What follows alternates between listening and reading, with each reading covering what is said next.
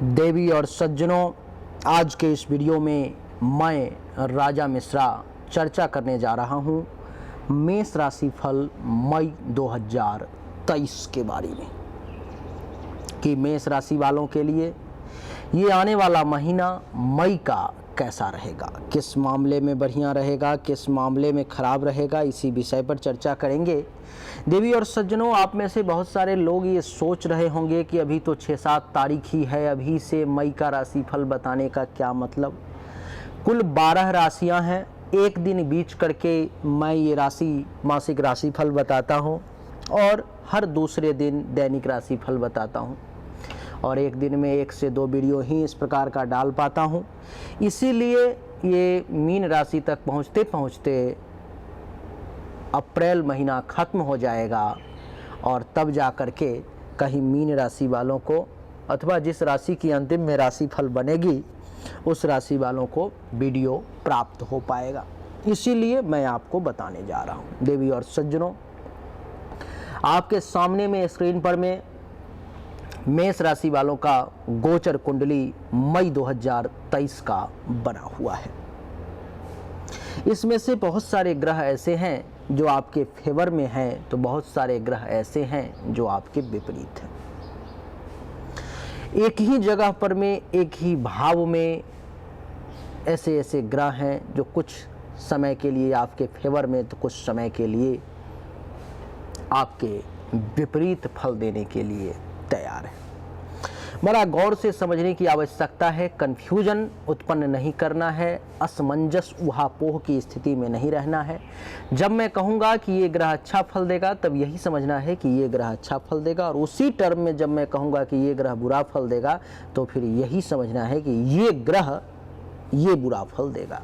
अर्थात इस ग्रह के कारण ये बुरी चीज़ें प्राप्त होंगी और इस ग्रह के कारण ये अच्छी चीज़ें प्राप्त होंगी, इसको आपको समझना है। आइए देवी और सज्जनों, समझने और समझाने का प्रक्रिया शुरू करें, लेकिन उससे पहले हम सनातन धर्मी हैं, जैसा कि आप जानते हो।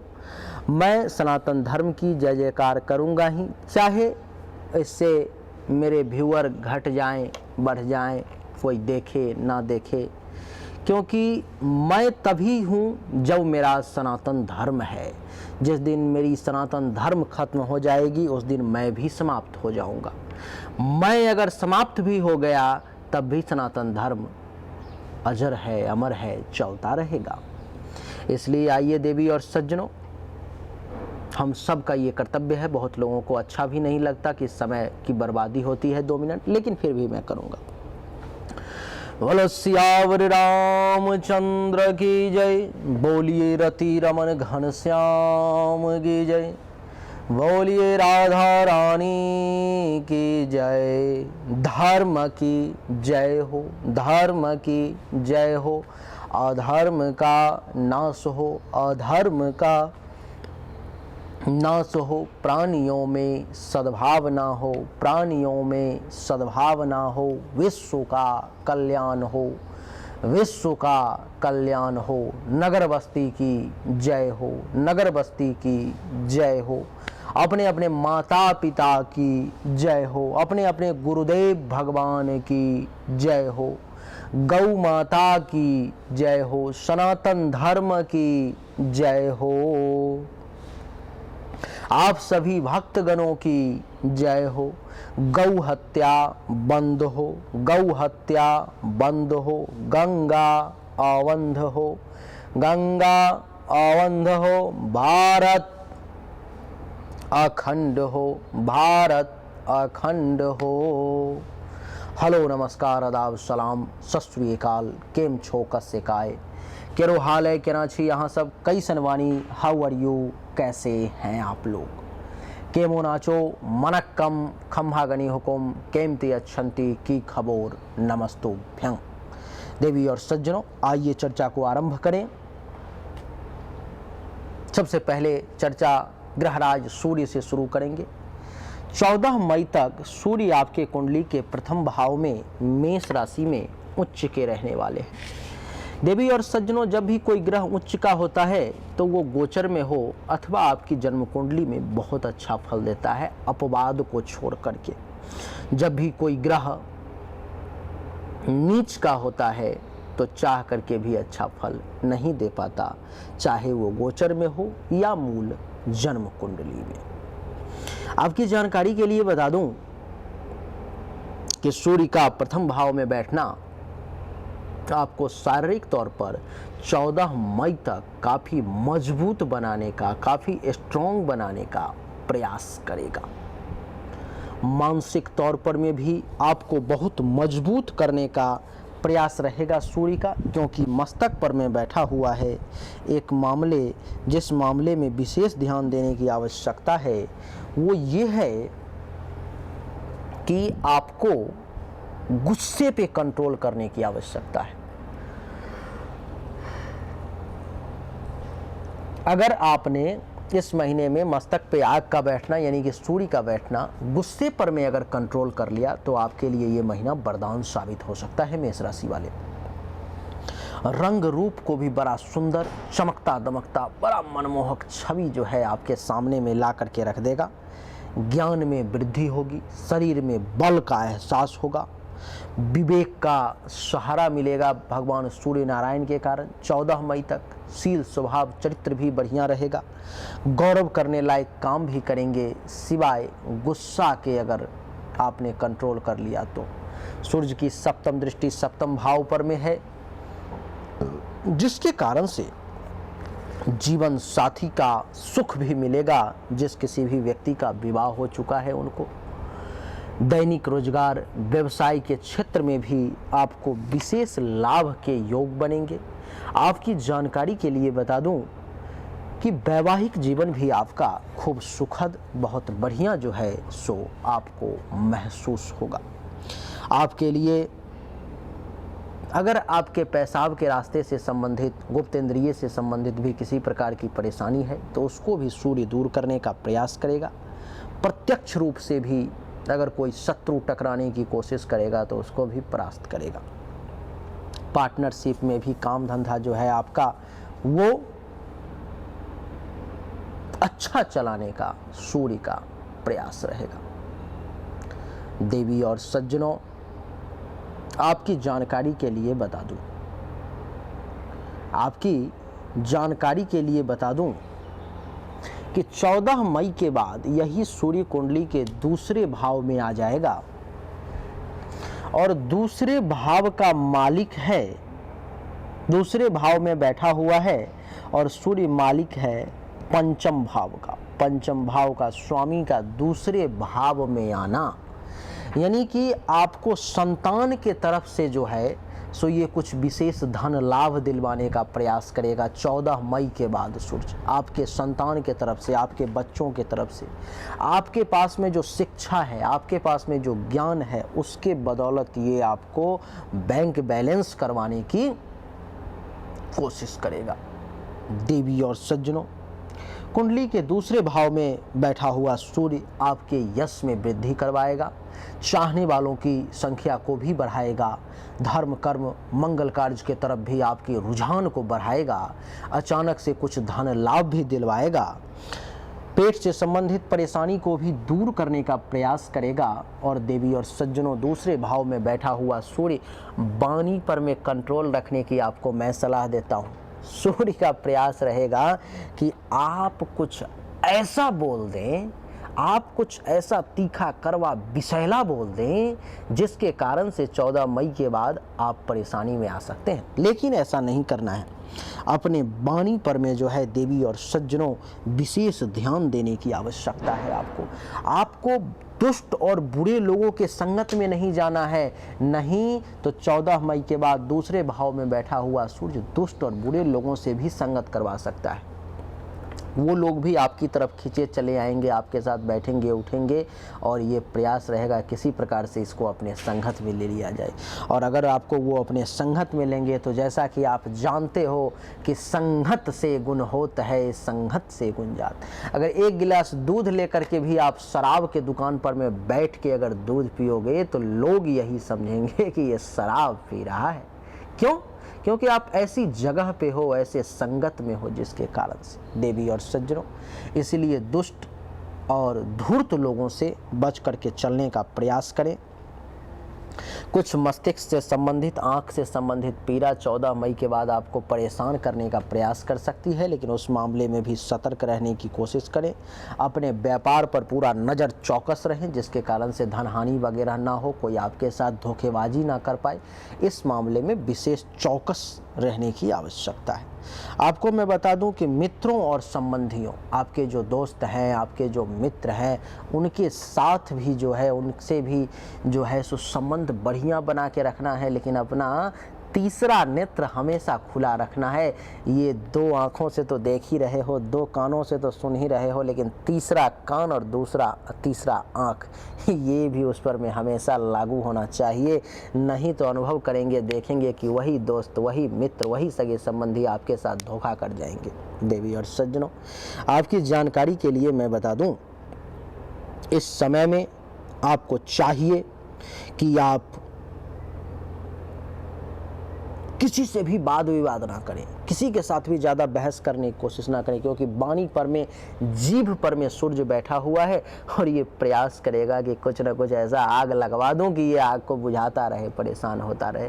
तो आग लगाने का प्रयास नहीं करना है, आग में झुलसने की कोशिश नहीं करनी है, आग से बच करके चलने का प्रयास करना है। सूर्य के लिए संभव हो तो 14 मई के बाद जो है सो दैनिक रूप से सूर्य को जल दें, आपके लिए अच्छा रहेगा। देवी और सज्जनों, एक और विशेष बात मैं आपको बताना चाहता हूं, अक्सर लोग नहीं बताते। आपकी ये गोचर कुंडली का जो फलादेश मैं आपको बता रहा हूं, ये बड़ा सटीक और बहुत गहराई से रिसर्च किया हुआ है। 70 से 90% तक आपके ऊपर में ये लागू हो सकता है, लेकिन अगर फिर भी इसमें जो बताया जा रहा है आपके ऊपर में अगर फिर भी लागू नहीं हो रहा है, तो निश्चित तौर पे जन्म कुंडली में कुछ परेशानी है, जन्म कुंडली में कुछ दोष है, ग्रह दशा स्थिति कुछ इस प्रकार से चल रही है जिसके कारण ये आप पर में लागू नहीं हो रहा है। आप अपनी जन्म कुंडली, आप अपनी ग्रह दशा की जाँच एक बार जरूर करवाएं। व्हाट्सएप नंबर दिया गया, उस पर जरूर मैसेज करके फीस जमा करके जानकारी अवश्य लें।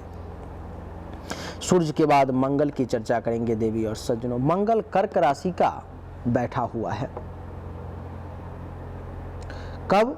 10 मई के बाद, और 10 मई से पहले यही मंगल मिथुन राशि का बैठा हुआ है कुंडली के तीसरे भाव में। आपको खुद को उठा करके 10 मई तक डाल दिया पराक्रम के घर में, आपको खुद को उठा करके जो है सो 10 मई तक डाल दिया आपके भुजा पर में मंगल को, आपके हाथों पर में। ये साधारण नहीं है। 10 मई तक मंगल का तीसरे भाव में बैठना, 10 मई तक मंगल का आपके भुजा पर में बैठना, ये भी चमत्कारिक है। तीसरे भाव में मंगल के बैठने के कारण आप अनुभव करेंगे कि अचानक से आपका साहस बढ़ा हुआ है। 10 मई तक मनोबल रहेगा आकाश में। मनोबल को गिराने की भी अगर कोई कोशिश करेगा तो वो गिर नहीं पाएगा। मनोबल पूरा रहेगा बढ़ा हुआ, मनोबल जो है सो पूरा जो है सो बढ़िया से बना हुआ रहेगा। मनोबल इतना अच्छा रहेगा कि देवी और सज्जनों, आपका साहस, आपका जो मन है, ये पूर्ण रूप से जो है सो एक मजबूती के साथ, एक रुतबे के साथ, एक किसी भी परिस्थिति को देखकर घबराने वाला ये कलेजा आपका इस समय में नहीं रहेगा। किसी भी परिस्थिति से ताल ठोक करके और लड़ने के लिए चलने वाला कलेजा रहेगा। 10 मई तक आप डरेंगे नहीं। आपके हाथों में, आपके भुजाओं में इस प्रकार का बल रहेगा कि आप कहेंगे कि आओ, किसी भी चीज़ से टकराने के लिए मैं तैयार हूँ। 10 मई तक ये मंगल ऐसा करेगा। देवी और सज्जनों, 10 मई तक शत्रु आपसे अगर टकराने की कोशिश करेगा तो पराजय उसकी निश्चित है। वो आपके सामने में टिक नहीं पाएगा, आपके सामने में वो रह नहीं पाएगा, संभल नहीं पाएगा। देवी और सज्जनों, आपकी जानकारी के लिए बता दूं कि इस समय में जो लोग मेटल का काम करते हैं, धातु का, सोना, चांदी, तांबा, लोहा, पीतल, किसी भी प्रकार का धातु का अगर काम करते हैं, तो उन लोगों को विशेष धन लाभ की आवश्यकता है, उन लोगों को विशेष फायदे की आवश्यकता है। आपके खुद के प्रभाव में इस समय में वृद्धि होगी। लोग आपसे प्रभावित रहेंगे, लोग आपको देख करके जो है थोड़ा सा उनके मन में होगा कि ये कुछ ना कुछ तो इसके साथ हो रहा है, कुछ ना कुछ तो इसके हाथ में पावर है। इस प्रकार की बातें लोगों के मन में जो है सहसा उठने लगेंगी। 10 मई तक आप अनुभव करेंगे, आप देखेंगे देवी और सज्जनों कि इस समय में आपसे जो है तो जो बड़े बड़े लोग हैं वो भी सहायता लेने की कोशिश करेंगे। 10 मई तक आपको इस समय में सरकार के लोगों से, सरकार के कर्मचारी से भी सहायता प्राप्ति की जो है सो उम्मीद दिखाई दे रही है। आपकी तर्क शक्ति बढ़ती हुई महसूस हो रही है और आपके धन में भी वृद्धि के योग दिखाई दे रहे हैं। हर मामले में समय जो है आपके लिए बढ़िया है, हर मामले में समय जो है सो आपके लिए अच्छा महसूस हो रहा है। 10 मई तक, 10 मई के बाद ये मंगल जो है कुंडली के चौथे भाव में आ जाएगा। 10 मई तक ये मंगल कुंडली के चौथे भाव में आ जाएगा। कुंडली के चौथे भाव में 10 मई के बाद आना, कर्क राशि में, जैसा कि आप सबको पता है कि कर्क राशि में मंगल का आना यानी कि नीच का हो जाना, और ये मई में 10 मई के बाद नीच का हो जाएगा, जिसके कारण से आप सब अनुभव करना। अब कुछ निगेटिव बातें आपको मैं बताने जा रहा हूँ, आप अनुभव करना, देखना 10 मई के बाद आपके सुख में कुछ मंगल के कारण कमी अनुभूति होने लगेगी। जो सुख में कुछ कमी हो रही है, जो सुख चाहिए अंदर से भी और बाहरी चीज़ों से भी, उसमें वो खुशी, वो सुख मिल नहीं पा रहा है, ऐसा आप अनुभव करेंगे। देवी और सज्जनों, आपकी जानकारी के लिए बता दूं कि इस समय में आप देखेंगे कि आपके माता का भी स्वास्थ्य थोड़ा सा कमज़ोर पड़ता हुआ नजर आएगा। आपको ऐसा लगेगा कि उनको हेल्थ वाइज कुछ इशू की समस्या नज़र आ रही है, तबीयत उनका कुछ ठीक नहीं लग रहा है। आपका खुद का भी माँ के साथ जो एक प्रेम है वो तो बना ही रहेगा खैर अंदर से, लेकिन बाहरी दुनिया में अनुभव करेंगे कुछ मतभेद की स्थिति सामने आ रही है। कुछ आप लोगों के बीच में 10 मई के बाद, कुछ मई के लास्ट तक अनुभव करेंगे, पूरा का पूरा महीने में, ये कि कुछ दूरी बनती हुई महसूस हो रही है। आपको ऐसा जो है सो लगेगा। देवी और सज्जनों, आपके लिए बता दूं कि कुंडली के चौथे भाव में मंगल का बैठना जमीन से संबंधित कुछ विवाद आपके सामने में ला सकता है। मेष राशि वाले, मकान से संबंधित कुछ परेशानी आपके सामने में ला सकता है। अचल संपत्ति के रिगार्डिंग कुछ परेशानी आपके सामने में ला सकता है।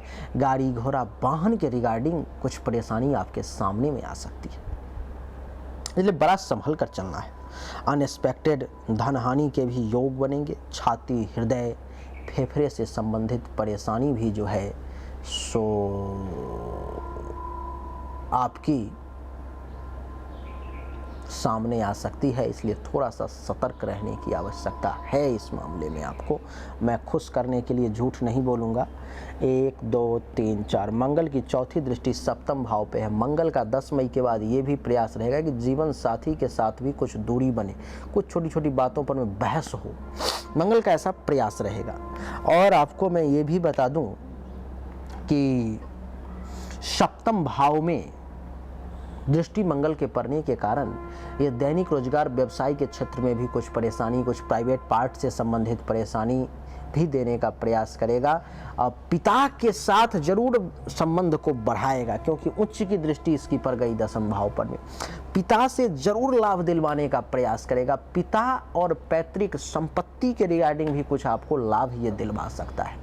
आप इस समय में अनुभव करेंगे कि पिता और पिता तुल्य लोग भी थोड़ी सी परेशानी से ही हो, थोड़ी सी दिक्कत से ही हो, लेकिन वो लोग भी आपको थोड़ा सा सपोर्ट करने का प्रयास कर रहे हैं, वो लोग भी आपको कुछ लाभ देने की कोशिश कर रहे हैं। देवी और सज्जनों, आपको ये अनुभव होगा कि आपका काम धंधा के मामले में परेशानी तो आ रही है लेकिन फिर भी चल रही है। ये अनुभव करेंगे आप, ये अनुभव करने की बात है, मैं तो कह रहा हूँ, आप अनुभव करेंगे। पद प्रतिष्ठा, मान सम्मान में भी कुछ वृद्धि होगी। और अष्टम दृष्टि एकादश भाव पर में है समदृष्टि, तो आय भी होगा, लाभ की भी प्राप्ति होगी। उपलब्धि की भी प्राप्ति होगी, मनोकामनाओं की भी पूर्ति होगी। बड़े भाई बहन सीनियर्स अथवा उनके समान व्यक्ति से भी कुछ आपको फायदे मिलने के संकेत महसूस होंगे। यानी कि मंगल कुछ मामले में 10 मई के बाद अच्छा तो कुछ मामले में खराब रिजल्ट भी देने वाला है। खराब रिजल्ट के मामले में सुख में कमी, माता से कुछ मनमुटाव की स्थिति, ज़मीन मकान गाड़ी घोड़ा बंगला अचल संपत्ति के रिगार्डिंग कुछ टेंशन तनाव, छाती हृदय फेफड़े से संबंधित भी कुछ परेशानी आपके सामने में आ सकती है। और जीवन साथी के साथ भी संबंध को मीठा बनाकर चलने का प्रयास करना है, क्योंकि वहाँ से भी कुछ किचकिच सामने आ सकती है, तो सावधान। संभव हो तो 10 मई के बाद बहुत सारे लोग कहते हैं कि गुरुदेव ये मंत्र जाप करने वाला बात मत बताया करो, बड़ी परेशानी हो जाती है, मंत्र जाप से बड़ी परेशानी है। जो लोग मंत्र का जाप कर सकते हैं वो 10 मई के बाद ओम मंग मंगलाय नमः मंत्र का जरूर जाप कर लिया करें। जो लोग नहीं कर सकते हैं वो हनुमान चालीसा का पाठ कर लें। वो भी नहीं कर सकते हैं तो कम से कम मंगलवार के दिन जाके हनुमान जी का दर्शन कर लें, उससे भी कल्याण हो जाएगा। मंगल के बाद बुध की चर्चा करेंगे देवी और सज्जनों। बुध जो है सो आपके कुंडली के प्रथम भाव में ही है, और सबसे बड़ी बात कि पूरे महीना बुध जो है सो प्रथम भाव में ही रहेगा, पूरा का पूरा महीना। और प्रथम भाव में बैठने के कारण ये तीसरे और छठे भाव का मालिक होकर के बैठ गया प्रथम भाव में। और प्रथम भाव में बैठने के कारण आप ये अनुभव करेंगे देवी और सज्जनों कि अप्रिय शब्द बोलने का प्रयास ना करें। आपको चेतावनी मैं देता हूं, आपको मैं कुछ सलाह देता हूं। वैसे अप्रिय जो खराब शब्द है उसको मैंने पहले भी सूर्य के कारण भी बताया कि नहीं बोलने का प्रयास करें। बुध के कारण भी यही कह रहा हूँ कि इस महीने में प्रयास रहे कि जैसे मुझसे अगर कोई बातचीत हुई किसी के बारे में तो वो जाए किसी तीसरे व्यक्ति के सामने उन बातों की चर्चा ना करें, नहीं तो आप बोलेंगे कुछ, उसको बना दिया जाएगा कुछ, और फिर रिजल्ट कुछ और जो है सो स्थिति के रूप में उत्पन्न हो जाएगा। तो उसके लिए थोड़ा सा सतर्क रहें। आपको मैं बता दूं कि धन हानि और बंधन,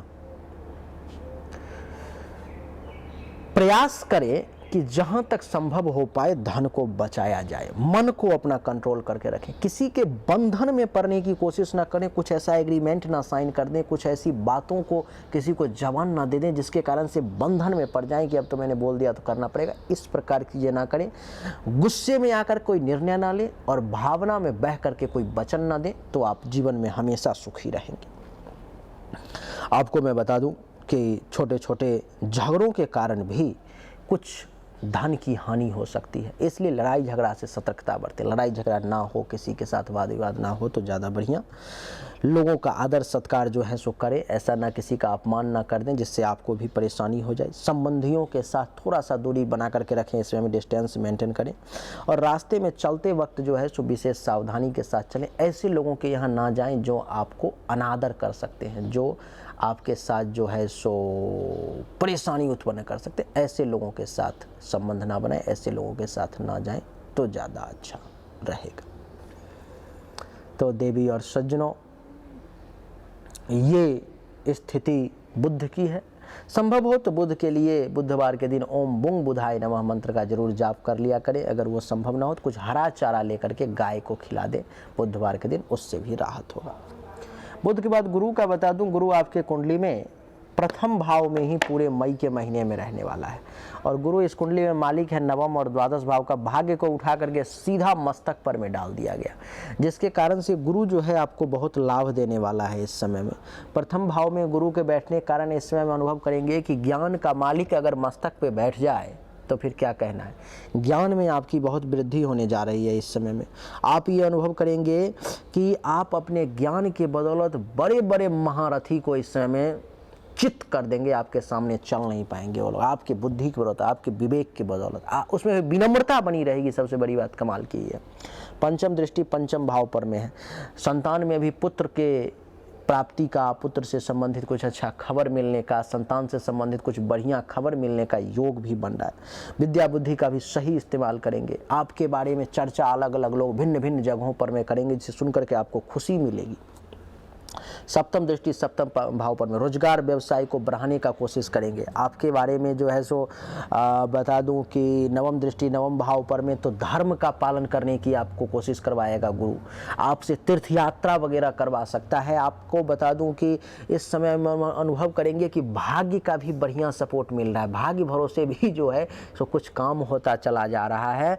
और आपकी जानकारी के लिए बता दूं कि इतना ही नहीं, कुंडली के नवम भाव में बैठा हुआ दृष्टि दिया हुआ ये गुरु आपको ससुराल से साला साली से भी कुछ लाभ का योग बनाता है। संत महात्मा ऋषि मुनि ब्राह्मण आचार्य का आशीर्वाद और विदेश से भी लाभ का योग बनाता है। हर मामले में गुरु का भी रिजल्ट जो है सो बढ़िया है देवी और सज्जनों। गुरु के बाद शुक्र की चर्चा करेंगे। शुक्र पूरे महीने कुंडली के तीसरे ही भाव में मिथुन राशि में बैठे हुए हैं, जिसके कारण से आपकी जानकारी के लिए बता दूं कि तीसरे भाव में बैठा हुआ शुक्र आपको मित्रों से सुख देता है। दोस्तों के साथ यार के साथ बैठ करके मजा आएगा। शत्रु को पराजित करने का सुख मिलेगा। धन का आपको लाभ मिलेगा। आपका साहस भी जो है सो इस समय में बढ़ता हुआ महसूस होगा। बड़े साहसी प्रवृत्ति के जो हैं सो आप इस समय में महसूस होंगे। नौकर चाकर का सुख आपको प्राप्त होगा। इस समय में आपके जो नौकर हैं, आपके जो काम करने वाले लोग हैं, वो लोग भी आपका बड़ा मान सम्मान करेंगे। उन लोगों से भी आपको पूरा सपोर्ट, फुल सपोर्ट की प्राप्ति का योग बनेगा। और आपके लिए बता दूं कि मान सम्मान में भी वृद्धि के योग बनेंगे तथा भाग्योदय, आपके भाग्य में भी उदय होगा। आपका भाग्य भी आपको साथ देगा। देवी और सज्जनों, राज्य की ओर से, सरकार की ओर से भी कृपा प्राप्ति का योग बनेगा। जो गवर्नमेंट ऑफिसर हैं, जिनसे आप लाभ लेना चाहते थे, वो लोग भी आपकी मदद करेंगे इस समय में। और आपको बता दूं कि भाई बहनों का भी सुख मिलेगा तथा धर्म में भी रुचि के योग बनेंगे। हर मामले में बढ़िया समय रहेगा। शुक्र आपके लिए जो है सो अच्छा रिजल्ट देने की कोशिश करेगा।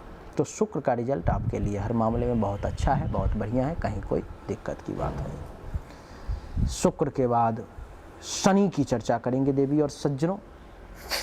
शनि जो है आपके कुंडली के एकादश भाव में बैठा हुआ है और एकादश भाव में बैठा हुआ शनि, उसमें भी कुंभ राशि में बैठा हुआ शनि कमाल का रिजल्ट देगा।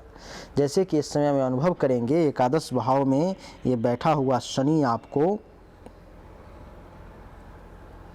स्त्री वर्ग से, लोहा से, भूमि से, मशीन के चीज़ों से, पत्थर से, सीमेंट से, कोयला से, चमड़ा से, इन सब से भी खूब लाभ का योग बनाएगा। जो लोग इन सब से संबंधित चीज़ों का काम करते हैं या इन सब से रिलेटेड वस्तु का काम करते हैं, उन सब से आपको खूब फायदा दिलवाएगा। आपके लिए बता दूं कि इस समय में अगर किसी प्रकार की बीमारी से आप जूझ रहे हैं, हेल्थ वाइज इशू है, तो उसमें भी राहत मिलेगी। छाती, हृदय से संबंधित परेशानी है, उसमें भी राहत मिलेगी। प्रमोशन मिलने का भी योग बनेगा और ज़मीन से संबंधित भी फायदा और लाभ आपको मिलने की संभावना जो है सो दिखाई देगी। यानी कि इन सब मामले में आपके लिए अच्छा खासा समय रहेगा।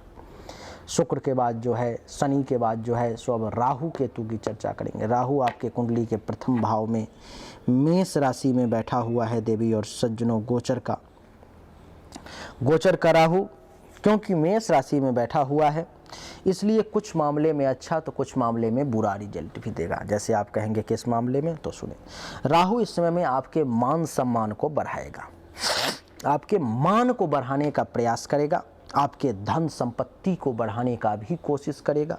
आपके लिए बता दूं कि संतान के धन में भी वृद्धि करेगा। आपके ही नहीं, आपके जो बच्चे हैं उनके भी संपत्ति में वृद्धि करने का प्रयास करेगा। लेकिन क्योंकि चंद्रमा के घर में है राहु, क्योंकि चंद्र राशि हम लोग देख रहे हैं, तो चंद्रमा के साथ हुआ राहु, तो इसके कारण से क्या है कि मानसिक व्यथा, मेंटली तौर पर अशांति, मानसिक परेशानी जो है सो कुछ राहु के कारण आपको दिया जा सकता है। केतु आपके कुंडली के सप्तम भाव में बैठा हुआ है, जिसके कारण से केतु चाहेगा कि आपको लाभ मिले, आपको सरकार से लाभ मिले, आपको राज्य से लाभ मिले, आप जहाँ पे काम करते हैं वहाँ से लाभ मिले, आपको जीवन साथी से लाभ मिले। लाभ दिलवाने का प्रयास करेगा केतु। केतु का ये प्रयास रहेगा देवी और सज्जनों कि आपको किसी भी प्रकार से जो है सो मान सम्मान में वृद्धि हो। नहीं, आपका जो मान सम्मान है, आपका जो एक रुतबा है, उसमें और बढ़ोतरी करने का ये प्रयास करेगा। केतु का ये प्रयास रहेगा देवी और सज्जनों की व्यापार में वृद्धि हो और धन का विशेष लाभ मिले।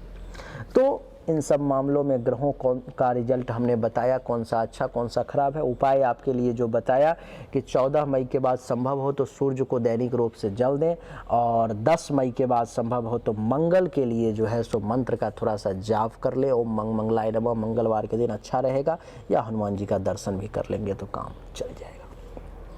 तो यही थी देवी और सज्जनों मेष राशि फल मई 2023 के बारे में। बहुत सारी अच्छी बुरी बातें हमने आपको बताई। उम्मीद करता हूं कि आपको हमारा वीडियो पसंद आया होगा। अगर पसंद आया तो इस वीडियो को लाइक करें, शेयर करें, चैनल को सब्सक्राइब करके इसके बेल आइकन के बटन को दबा दें। यही हमारे लिए आपके तरफ से गिफ्ट होगा। आप सभी का एक बार फिर से बहुत बहुत धन्यवाद। Thank you so much. जय हिंद।